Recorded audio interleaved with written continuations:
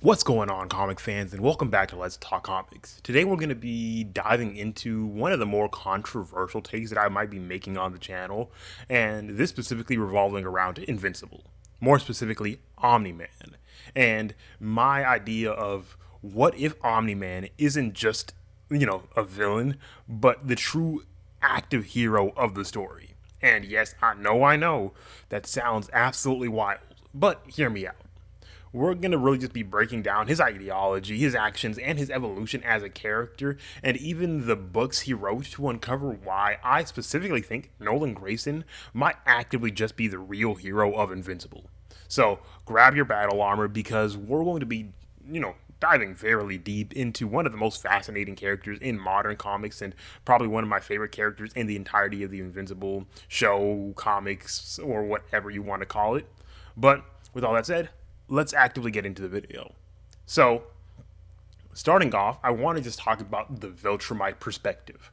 Obviously, as anybody who's watched Invincible would know, Omni-Man comes from the Viltrum Empire and like the Viltrumite Empire, a society built specifically off strength, conquest, and absolute power.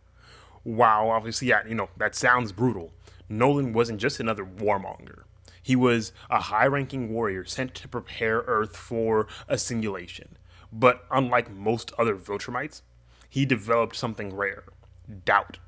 His internal struggle about his mission versus his growing love for his family and humanity is really what makes him a very compelling character and someone that I truly do love. But the thing that I really have to, specifically say is that his evolution from all that, because obviously we still see the him being the Viltrumite that we know him as, and like that, full thing of whether is conquering planets heroic or not. Obviously, not exactly, but what separates Omni-Man from his specific fellow Viltrumites is that he evolves. He begins questioning the system that he was raised off, and eventually, ultimately defies it, setting him apart from just being another conqueror. And the journey from that, blind loyalty to that independent kind of character throughout like the entirety of the show is something that we see in many great heroes. And for Nolan, it's a brutal but fascinating process of his specific self-discovery. Now, obviously, the murders were absolutely wild in the entirety beginning of the show, and how his entire character, started off as. But we see him actively grow. We see him actually change. And I know you're going to be like, he can't be a hero. He can't like truly be any kind of hero in any type of way. He's a criminal basically. He's murdered. He's done all of this. But then again, we have characters like Frank Castle. We have characters like Plastic Man, who was a criminal before he actively decided to become a full hero. And while not many heroes have the kill count of Omni-Man or like dealing with any of the things that he's done, but we still know like your past isn't what defines who you're going to end up becoming. So even though he's done all of these horrible things, he does actively try, eventually trying to make up for it, and understands that what he did previously was not the correct move. And honestly, continuing on, Nolan's tough love philosophy, because, one of the biggest criticisms of Omni Man is the brutal way that he teaches Mark what it means to be a Viltrumite. From his perspective, like, he's doing what's necessary to make his son stronger. Nolan sees Earth as fragile, and he believes Mark will suffer more if he doesn't learn how the universe really works and, accept that Viltrumite way.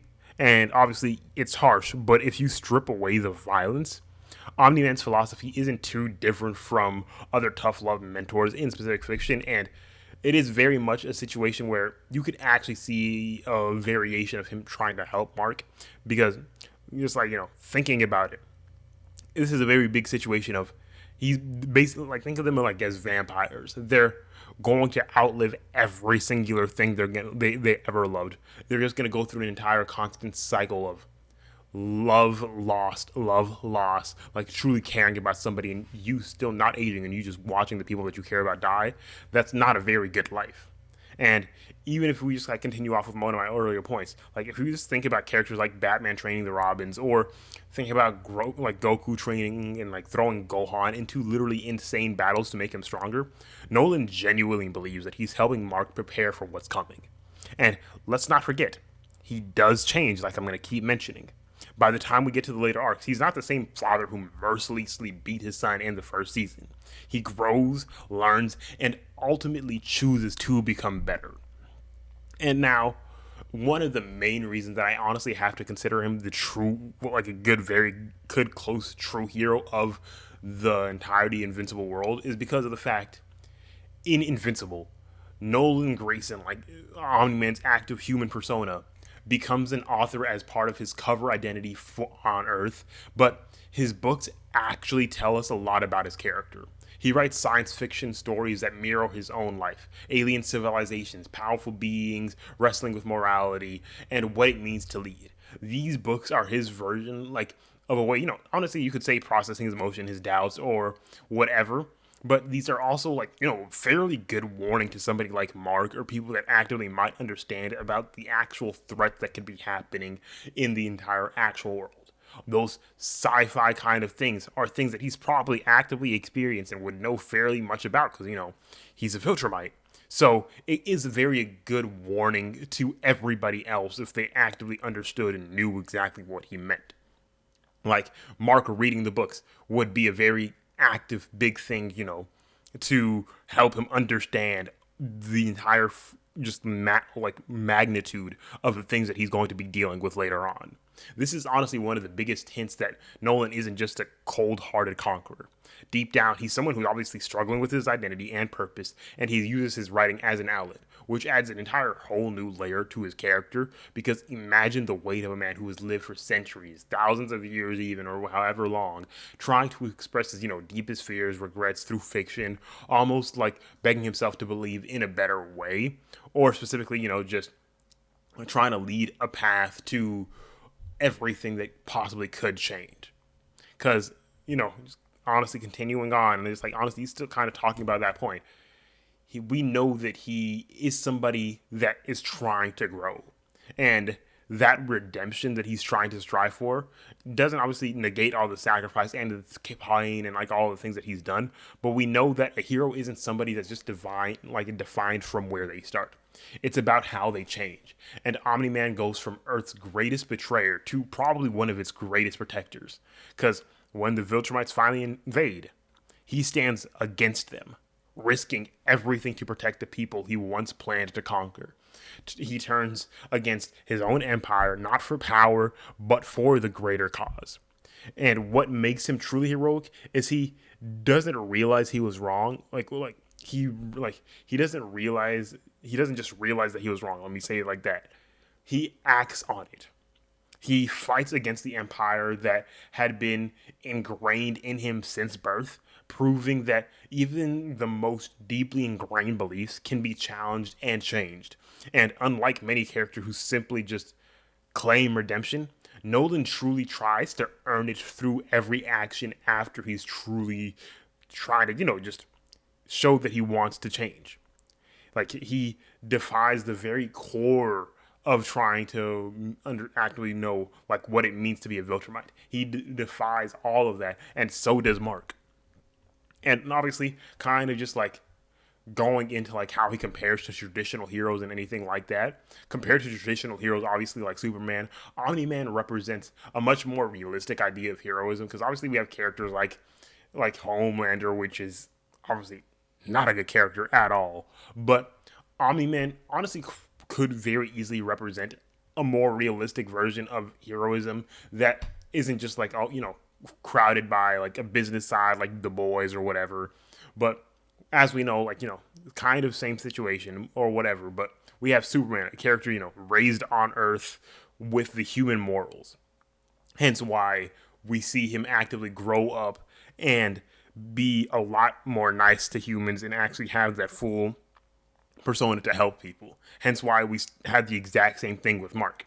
The biggest difference between Mark and every other variant that we see is Mark spent more time with his mom, so he didn't have as much conditioning towards Omni-Man that every other variant of Mark had.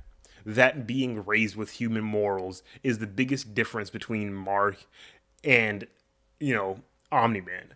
But the thing is, we still see Nolan actively learning morality in real time. His journey is absolutely messy, violent, and full of mistakes, obviously, but that's what really makes it feel so much more earned. A hero isn't perfect. A hero is somebody that struggles, fails, and ultimately chooses to be better. Omni-Man's path from conqueror to protector makes him probably one of the most compelling heroes in modern comics. And even if his methods aren't exactly conventional, he is a reminder that heroism isn't always about where you begin, it's about where you end up. And we're really just thinking about it. We know for a fact of him turning to the good side is probably the best thing that could have happened, because the real question is, if Nolan hadn't ever had that moment of doubt, like, what if he fully embraced his role as Earth's conqueror? Like, would Mark have been able to stop him? Like, would the world have even stood a chance? And obviously we see the different worlds where Nolan and Mark actively both become the like actual full evil people, and they actually fully go on that Viltrumite war path. But if we're just going with a Mark that we already have, that's already said no to Omni-Man, seeing a version where if Mark would have been able to stop him, or if the world would have been able to stand a chance, the possibility of Nolan staying on his original path is really what makes his transformation so much more powerful. Because we see all of the different variations of what possibly could have happened in any other universe where Nolan doesn't go on this good path. We see the chaos, we see the just rummage that could possibly be holding to. And we know that this is the base case scenario, and it leads and led to quite possibly the best version of Mark possible odds, or would he just, and or like specifically, like, would he fall into Gotham's darkness and push it to his own limits? Would he become something new, something darker, something more brutal than him? Let me know what you think. Forced to adapt to a city that literally swallows his heroes whole, or would for against all odds remain the unshakable mountain and like the unshakable man without fear that we all know? What do you think? Would Daredevil thrive in the DC universe, or would it break him? Let me know down in the comments, and don't forget to leave a like, subscribe to the channel, hit that notification bell for more videos and deep dives into comics, characters, or just what if scenarios like this. But until next time, stay fearless, and I will see you guys in the next video. Peace.